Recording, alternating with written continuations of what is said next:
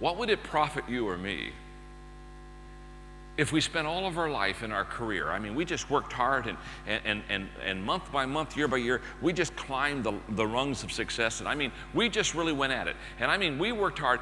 What would it profit you or me to spend our entire life climbing the ladder of success only to get to the top and discover that it's leaning against the wrong building? And yet I see it all the time. I see people who literally spend their entire life and career doing something that they weren't born to do. What's your passion? What's your strength? You see, once you discover your passion, you'll never work another day of your life. Because the moment you discover your passion and you love what you're doing, it's just something that you love to do, and it doesn't seem like work to you.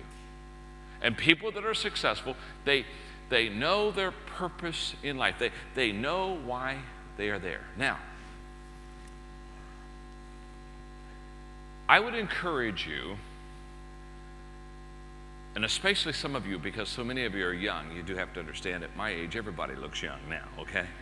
So I used to think it was amazing. Now it's just like John, they're all young. They're all young now. But I would encourage you at your age to really help for you to pursue this area of what is my passion, what was I born for, what is my calling, what is my strength zone, and whatever it is, I would encourage you to get right there and stay right in your strength zone. Now, I'm going to make a statement. Again, I'm not in your notes yet, but just kind of keep taking notes and relax, okay? I'll go fill in the blanks a little bit later, okay? But I want to stay on this for a few moments this morning. What I have discovered is, and I'm going to say something that's going to perhaps seem a little bit odd to you, but just stay with me and let me talk you through this process for a while. You see, I encourage people to discover their strengths and then stay with their strengths. And I'm going to say something to you that is kind of culturally opposite of what you're used to hearing. I'm going to say to you this morning, in the area of your skills, don't work on your weaknesses. You say, oh my goodness, what do you mean? Don't work on my weaknesses. The reason I'm telling you not to work on your weaknesses is because you're weak in your weaknesses.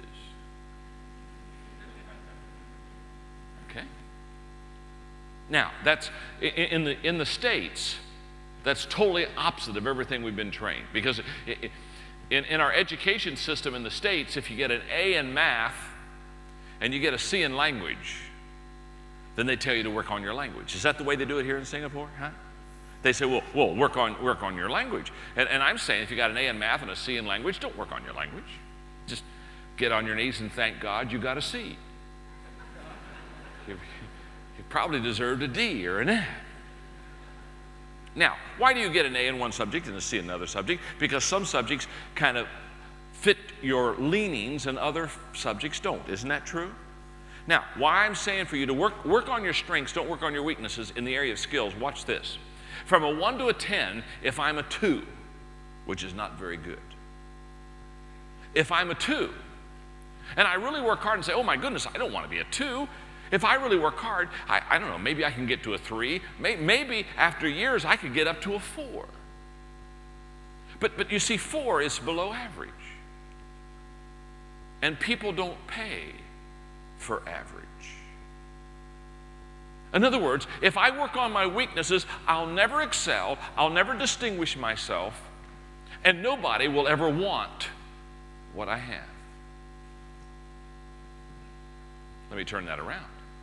Let's say I'm above average, I'm a 7 in an area, and I say, oh, good night, I'd like to work on my strength here, and I go from a 7 to an 8 to a 9.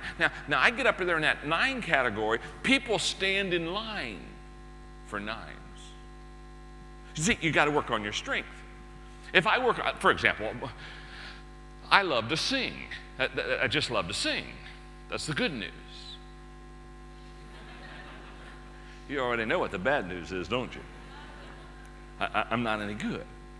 Now, I love to do it, but I'm not any good. So let's say I said to myself, well, my goodness, I'm going to get good at this. So I'm going to get a voice teacher, and I'm going to take music appreciation, and I take lessons for 2 or 3 years. Can I tell you, after I've taken voice lessons and practiced hard for 2 or 3 years, instead of being a 1, I might be a 2.5. In other words, you still don't want to hear me sing, and you certainly aren't going to pay for it. You may pay me not to sing,